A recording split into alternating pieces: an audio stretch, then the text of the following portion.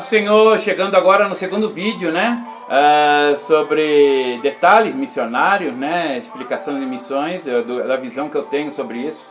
E eu vou repetir novamente, eu não sou dono da verdade. Se você quiser discutir isso, se você quiser me chamar atenção, tá aberto, tá? Me chama em particular, como a Bíblia recomenda, né? Agora, se você quiser comentar alguma coisa, comenta aí embaixo, ou então me chame no particular e visita minhas redes sociais, tá bom? Bom, esse segundo ponto que eu quero chamar atenção é sobre discipulado, tá? Tem havido muita confusão acerca do discipulado, tá? E eu tive uma experiência muito bacana em Santa Maria, né, e com o irmão.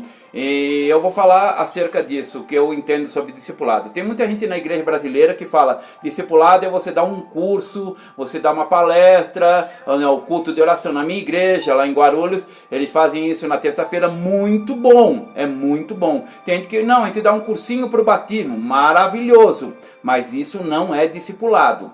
Discipulado, na realidade, é exatamente como Jesus fez, tá? Para alguns, como Pedro, Tiago, João, ele deixou tão próximo esses discípulos que foram os únicos que viram Jesus glorificado antes do tempo, né? Quando viu com Moisés, né, transfigurado, né? E viu também Jesus chorando lágrimas, né? E o anjo vindo consolar. Então, os discípulos, na verdade, é aqueles que vêm, estão mais próximos, ou seja, andam com a pessoa. O grande problema de muitos pastores no Brasil, e às vezes a gente tem que enfrentar isso, se você quer fazer um discipulado de verdade, aí fica a tua decisão, mas temos que usar o termo correto, é que discipulado é você acompanhar a pessoa. O grande problema de a pessoa acompanhar você é que ela vê teus defeitos. Tá? E quando ela vê seus defeitos, ela fica vendo tua reação com isso. Vamos dizer assim, porque todo mundo erra, não tem uma pessoa que não erra. Eu tenho costume de dizer que a gente está em processo de conversão até chegar à glória, né?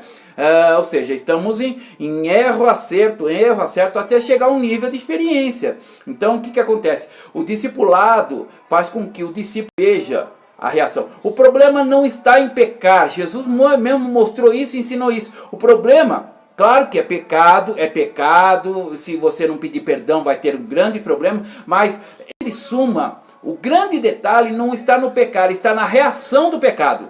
O que você faz com o pecado? Né? Como que você reage diante disso? Claro, nós temos que pedir perdão.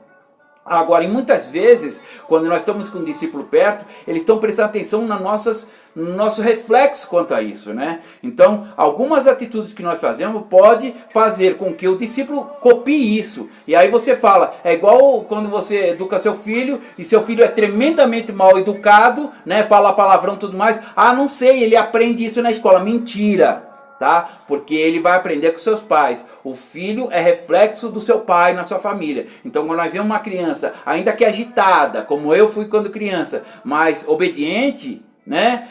Aí eu não posso dizer, você tem que perguntar para minha mãe, né?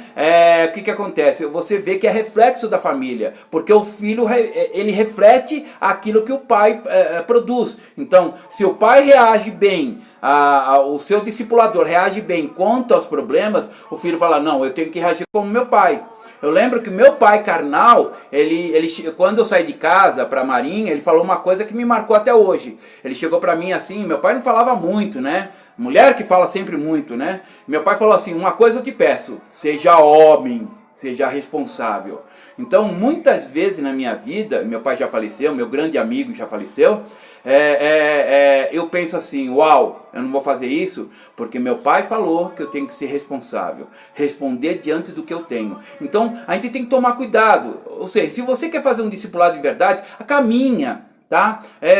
Não precisa ser seu filho, pode ser uma outra pessoa que você vê que a pessoa tem detalhes para poder ser um bom ministro. E isso é uma grande importância para o ministro, para aquele pregador, para o pastor, para o missionário. Ele tem que criar discípulo. Porque Jesus falou, ele não falou assim, pregue a palavra e crie igreja. Não, ele falou, pregue a palavra, né? E discipule, administre os seus discípulos, né? Em outras palavras, né? Ou seja, ensine.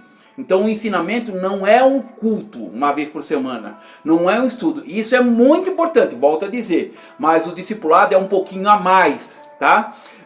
Quanto ao ensino, é aquela pessoa que anda junto. tá? Eu tinha um exemplo que em Santa Maria vinha um irmão lá da montanha, lá em cima, na sexta-feira, e ele ficava comigo sábado e domingo, porque sábado a gente ia na congregação de Tchaulhai, e domingo a gente estava na igreja, e a gente andava caminhando, e ele perguntava, sabe? O discípulo tem essa tendência, tá? Quando ele quer aprender, você sabe que o discípulo quer aprender, ele tem, então ele perguntava, e sobre isso, sobre aquilo, a gente, à noite, antes de dormir, a gente ficava horas conversando, muito legal, tá? E o que acontece, né?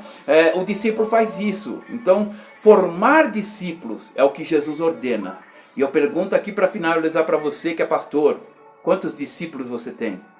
Ah, não, eu tenho um monte de ovelha. A ovelha não é discípulo, é diferente, tá? Existem aqueles seguidores e existem os discípulos, tá? Quantos discípulos você tem? É como diz o hino da harpa, né? Eu posso, tendo as mãos vazias, o Senhor apresentar, né? Então, quantos discípulos nós vamos apresentar ao Senhor? É uma preocupação que nós devemos seguir. Bom, no próximo vídeo eu vou falar sobre como se preparar para missões, uma experiência pessoal, tá? Que Deus te abençoe e comenta aí embaixo, tá? Dá a sua opinião. Se você quer me chamar a atenção que eu errei alguma coisa, que pode ser, me chame em particular. Eu estou totalmente aberto para conversar. Que Deus te abençoe e a paz do Senhor.